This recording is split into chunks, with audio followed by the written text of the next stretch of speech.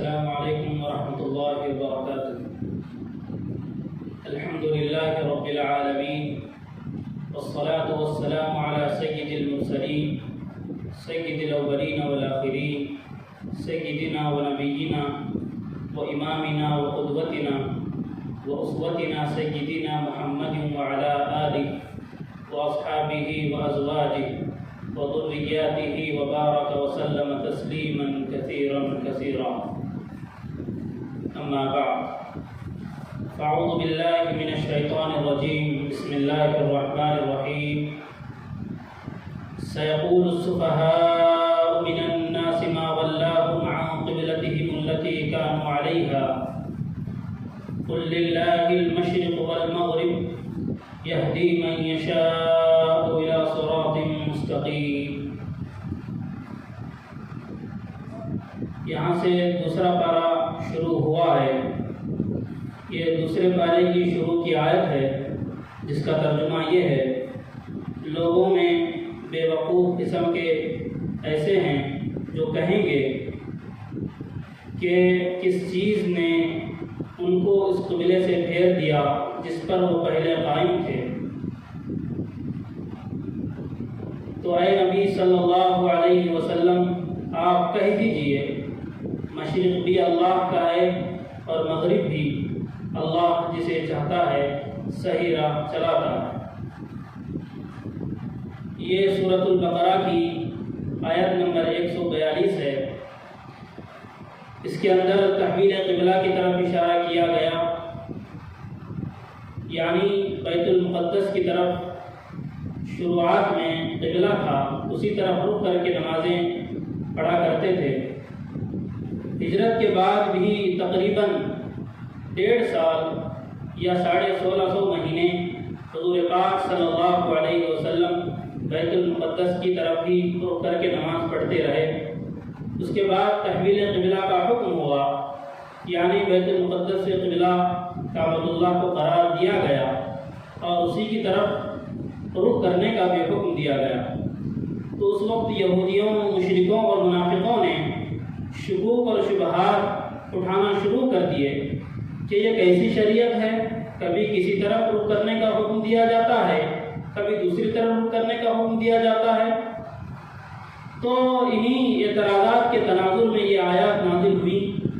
ان آیات میں یہی بات واضح کرنے کی کوشش کی گئی ہے کہ مقصد کسی کی طرف رخ کرنا، کسی کی طرف قبلہ اپنا ماننا یہ اصل عبادت نہیں ہے، بلکہ اصل عبادت یہ ہے کہ اللہ نے جو کہا اس پر عمل کرنا.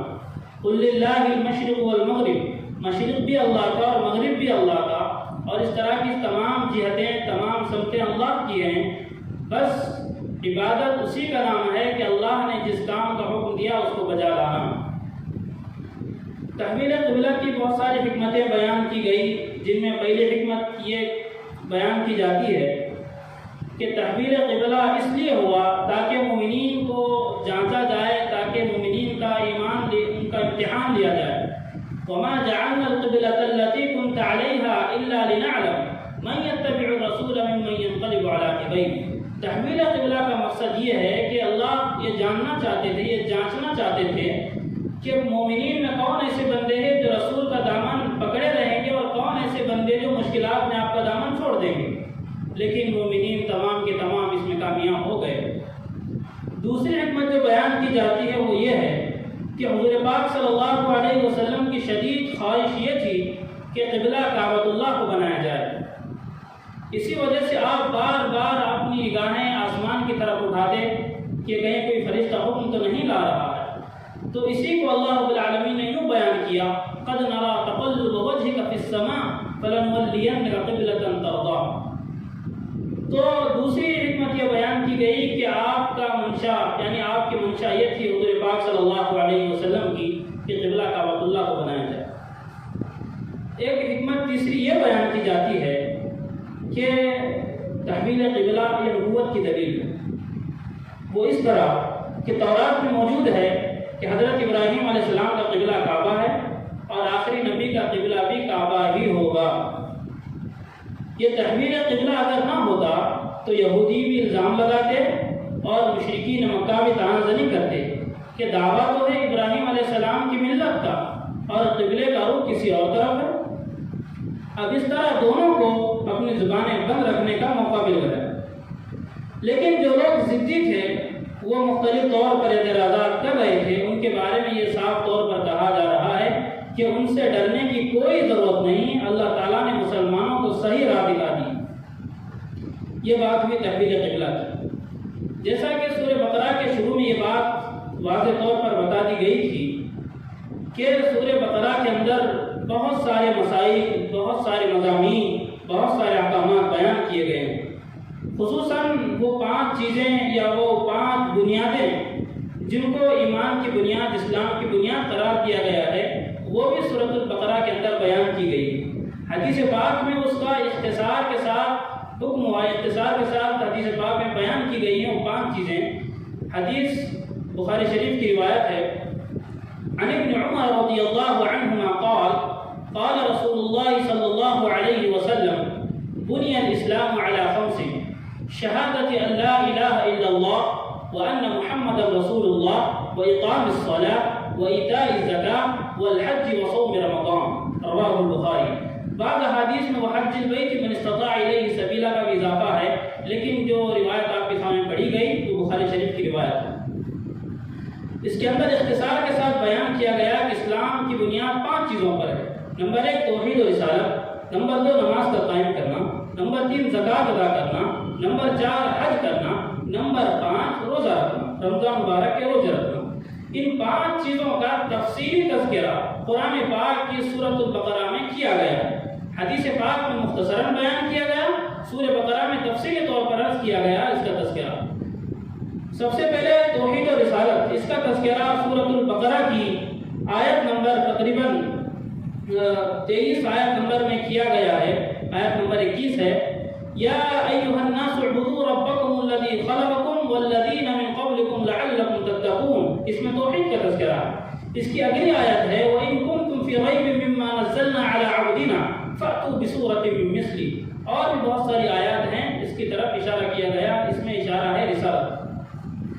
دوسری بات جہاں تک تعلق ہے نماز کا، جہاں تک تعلق ہے زکوٰۃ کا، اس کا تذکرہ بھی بے شمار جگہوں پر کیا گیا، خاص طور سے اس صورت میں سورۃ البقرہ میں آیت نمبر 43 میں اس کا تذکرہ کیا، وَأَقِیمُوا الصَّلَاةَ وَآتُوا الزَّکَاةَ وَارْکَعُوا مَعَ الرَّاکِعِینَ۔ اس میں نماز کا بھی تذکرہ ہے اسی آیت میں، اور زکوٰۃ کا بھی تذکرہ اسی آیت میں کیا گیا۔ تیسری بات کہ روزے کا تذکرہ اسی سورۃ البقرہ میں بھی کیا گیا ہے۔ اس کی آیت نمبر تقریباً 148 ہے، کچھ آیت نمبر، اس میں اس کا تذکرہ کیا گیا ہے۔ یا ایھا الذین آمنوا کتب علیکم الصیام کما کتب علی الذین من قبلکم لعلکم تتقون۔ یہ سورۃ البقرہ کی آیت نمبر 183 ہے۔ اس میں صاف طور پر رمضان مبارک میں روزے رکھنے کا حکم دیا گیا۔ اس کا مختصر ترجمہ یہ ہے کہ اے ایمان والو، تم پر روزے فرض کیے گئے ہیں جیسا کہ تم سے پہلے لوگوں پر فرض کیے گئے تھے، عجب نہیں کہ تم متقی بن جاؤ۔ ایام معدودات، گنتی کے چند روز ہیں۔ روزے کی فرضیت کا حکم مسلمانوں کو ایک خاص طور پر ایک مثال کے ذریعے دیا گیا۔ حکم کے ساتھ یہ بھی تذکرہ فرمایا کہ یہ روزے کی فرضیت کچھ تمہارے ساتھ خاص نہیں ہے، بلکہ پچھلی امتوں پر بھی روزے فرض کیے گئے تھے، پچھلی امتوں پر بھی روزے فرض کیے گئے تھے۔ اس سے معلوم ہوا جس طرح ہر امت میں نماز رہی، اسی طرح ہر امت میں تقریباً روزے بھی فرض کیے گئے۔ پھر اگلی آیت میں اللہ رب العالمین نے یہ جو مجمل بیان کیا تھا کہ روزے فرض کیے گئے، ایام معدودات، چند ایام ہے، اب کتنے ایام میں روزے فرض ہے اس کی تعین اللہ رب العالمین نے اگلی آیت میں فرمائی، شہر رمضان الذی انزل فیہ القرآن ھدی للناس وبینات من الھدی والفرقان۔ یہ قرآن کریم میں یہ واضح طور پر بتا دیا کہ رمضان مبارک کا پورا مہینہ، چاہے وہ 29 دن کے ہوں چاہے 30 دن کے ہوں، پورے مہینے کے روزے فرض ہیں۔ روزے کا مقصد قرآن پاک میں یہ بیان کیا گیا، لعلکم تتقون، تاکہ تمہارے اندر تقویٰ پیدا ہو جائے، تاکہ تم متقی بن جاؤ۔ اس آیت کے تناظر میں مفکر اسلام حضرت مولانا سید ابو الحسن علی حسنی ندوی رحمۃ اللہ علیہ نے ایک نقطہ یہ بیان کیا کہ ہمارے یہاں متقی کے معنی عام طور پر یہ سمجھے جاتے ہیں کہ بڑا عبادت گزار، راتوں کو بہت کم سوتا ہو اور نہ سوتا ہو تو زیادہ متقی، اور ذرا سی چیزوں میں شبہ سے بچتا ہے وہ متقی ہے۔ لیکن عربی زبان میں تقویٰ ایک مستقل صفت کا نام ہے۔ تقویٰ عبادت کا نام نہیں بلکہ تقویٰ مزاج کا نام ہے، بلکہ تقویٰ خوف کا نام ہے۔ عبادت اور ہے، تقویٰ اور ہے۔ انسان عبادت تو کرتا ہے لیکن معاملات میں اور غصے کی حالت میں اور دنیاوی حالات میں انسان عبادت دھری کی دھری رہ جاتی ہے، یہ تقویٰ نہیں ہے، بلکہ تقویٰ یہ ہے کہ مزاج آدمی اپنا بنا لے۔ تو تقویٰ کے معنی ہیں لحاظ اور شرم کی عادت، پاس و لحاظ کی عادت پڑ جائے کہ کرنے سے پہلے آدمی سوچے کہ خدا اس سے خوش ہوگا یا ناراض ہوگا، اور اگر دین کے دائرے میں سوچے تو یہ دیکھنا ضروری ہے کہ دین و شریعت کے مطابق یہ کام ہے یا اس کے خلاف ہے۔ اس کی عادت اگر کسی کو پڑ جائے تو سمجھ لیجیے کہ وہ تقویٰ ہے۔ یہی مطلب ہے لعلکم تتقون کا۔ اب اس کی اگلی آیتوں میں، سورۃ البقرہ کی اگلی آیتوں میں آیت نمبر 184 یا 184 میں یہ بات کہی گئی ہے کہ ہن لباس لکم انتم لباس لہن، کہ اس دعائے زندگی کے اللہ رب العالمین نے سنہرے اصول بیان کیے کہ میاں بیوی یہ جز لا ينفك کے معنی میں کہ ایسا جز ہے کہ جدا نہیں ہو سکتا۔ لباس سے اس کی تعبیر کی گئی کہ ہن لباس لکم وانتم لباس لہن، عورتیں مردوں کا لباس ہے اور مرد عورتوں کا لباس ہے۔ اس کا کیا مطلب؟ غور کرنے سے بات معلوم ہوتی ہے کہ انسان کے حق میں لباس کا ایک وصف امتیازی اس کی پردہ پوشی ہے۔ لباس جسم کے عیوب کو چھپاتا ہے اور اس کے حسن و خوبی کا اظہار کرتا ہے۔ گویا ہر اسلامی خاندان میں میاں بیوی کو ایک دوسرے کا پردہ پوش ہونا چاہیے۔ دوسری بات کہ ایک دوسرے کی زینت کو بڑھانا چاہیے میاں بیوی کو۔ جس طرح لباس سے جدا نہیں رہا جا سکتا، اسی طرح میاں بیوی خواہ ایک دوسرے سے دور نہ رہیں۔ تیسری بات، جس طرح لباس سے انسان کو راحت ملتی ہے، اسی طرح میاں بیوی کو بھی آپس میں ایک دوسرے کو راحت پہنچانے کا ذریعہ بننا چاہیے۔ جس طرح لباس باعث عزت ہے، اسی طرح میاں بیوی کو ایک دوسرے کے لیے عزت کا باعث بننا چاہیے۔ پھر آگے اللہ رب العالمین نے ایمان والوں کو مخاطب فرماتے ہوئے کہا، یا ایھا الذین آمنوا ادخلوا فی السلم کافہ ولا تتبعوا خطوات الشیطان انہ لکم عدو مبین۔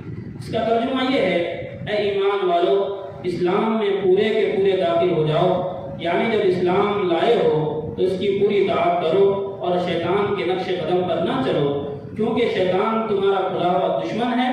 اس کا تو کام ہی یہی ہے کہ وہ خوشنما سے خوشنما عنوانات قائم کر کے تمہیں طرح طرح کی چیزوں میں مشورے دیا کرتا ہے، لہذا تم کو اس سے بچنا چاہیے۔ تو یہاں پر مخاطب جو کیا گیا ایمان والوں کو کیا گیا۔ اس آیت کا شان نزول یہ بتایا جاتا ہے کہ یہودیوں نے اسلام قبول کیا تھا، اس کے بعد وہ اپنے طرز پر عمل کرنے لگے، یعنی وہ اپنے عمل کو نہیں چھوڑنا چاہتے تھے جو وہ کیا کرتے تھے اسلام سے پہلے۔ اس پر یہ آیت نازل ہوئی کہ ظاہر اور باطن کے ساتھ پوری طرح اسلام میں داخل ہو جاؤ۔ وَلَا تَتَّبِعُوا خُطُوَاتِ الشَّيْطَانِ کہہ کر یہ واضح کیا، شیطان کا یہ طریقہ ہے کہ وہ پہلے تو یہ کہے گا کہ ہم تو دونوں دینوں پر عمل کر رہے ہیں، دونوں شریعتوں پر عمل کر رہے ہیں، لیکن بعد میں جا کر وہ اصل چیز سے انسان کو ہٹا دے گا۔ اسی لیے اور تاکید کے ساتھ یہ کہا گیا وَإِنَّهُ یعنی إِنَّهُ لَكُمْ عَدُوٌّ مُبِينٌ، یقیناً وہ تمہارا کھلا ہوا دشمن ہے، کبھی شیطان کے جھانسے میں مت آنا۔ اس آیت میں مطالبہ ہے کہ پورے اسلام میں داخل ہو جائیں، اور اگر اسلام کے راستے سے ہٹ جائیں گے تو اللہ تعالیٰ کی سخت گرفت کا شکار ہو جائیں گے۔ خرافات اور بدعات کو بالکل اختیار نہ کریں، اس سے کل اجتناب کریں۔ یہ بات مسلم ہے کہ جو لوگ حق کے آنے کے بعد اس کا لحاظ نہیں کرتے تو پھر گرفت خداوندی ان کا مقدر بن جاتی ہے۔ یہ ایک حقیقت ہے، اگر اس حقیقت کو کوئی جاننا چاہتا ہے تو پھر اللہ رب العالمین نے آگے تذکرہ فرمایا سل بنی اسرائیل آتیناہم من آیۃ بینہ، کہ بنی اسرائیل سے پوچھے کہ کتنی آیتیں ہم نے ان کو عطا کی تھی کہ اللہ نے کتنے نعمتوں سے بنی اسرائیل کو نوازا تھا، ان کی ہدایت کے لیے تورات نازل کی، لیکن انہوں نے گمراہی کو اختیار کیا اور انہیں مادی نعمت جنت کا دسترخوان منہ و سلوہ کی شکل میں اتارا ان کے کھانے کے لیے، پھر بھی انہوں نے ناشکری کی تو وہ رزق سڑنے لگا۔ اللہ کا بیدا قانون ہے وَمَن يُبَدِّلْ نِعْمَةَ اللَّهِ مِن بَعْدِ مَا جَاءَتْهُ فَإِنَّ اللَّهَ شَدِيدُ الْعِقَابِ کہ نعمت کے آنے کے بعد، کسی نعمت کے حصول کے بعد بندہ اس میں تبدیلی کرتا ہے، اللہ کی ناشکری کرتا ہے، تو بندے کو خوب سمجھ لینا چاہیے فَإِنَّ اللَّهَ شَدِيدُ الْعِقَابِ اللہ کی گرفت بہت سخت ہے، اس سے کوئی نہیں بچ سکتا۔ جگہ جگہ قرآن پاک میں اللہ نے فرمایا إِنَّ بَطْشَ رَبِّكَ لَشَدِيدٌ یقیناً آپ کے رب کی پکڑ بہت خطرناک ہے، بہت شدید ہے۔ کہیں فرمایا وَأُمْلِي لَهُمْ میں مہلت دیتا ہوں بندوں کو، إِنَّ كَيْدِي مَتِينٌ لیکن جب اللہ پکڑنے پر آ جاتے ہیں تو پھر چھوڑتے نہیں ہیں۔ آدمی اس بات کو اپنے ذہن میں رکھ لے کہ جو نعمتیں اللہ نے دی ہے اس پر شکر گزاری کے ساتھ قائم رہے، اگر ناشکری کرتا ہے بندہ تو پھر اس کے انجام کے لیے تیار ہو جائے۔